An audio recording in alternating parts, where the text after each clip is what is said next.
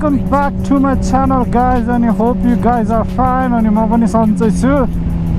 अनि आज चाहिँ म डिफरेन्ट बाइकदेखि स्टार्ट गरिरहेको छु हैन यो चाहिँ CBR 600RR हो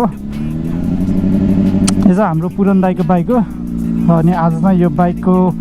मोस्ट लाइकली लास्ट राइड हुन सक्छ हैन किनभने दाइले चाहिँ पार्ट एक्सचेन्ज गर्छु भन्दै हुनुहुन्छ यो बाइक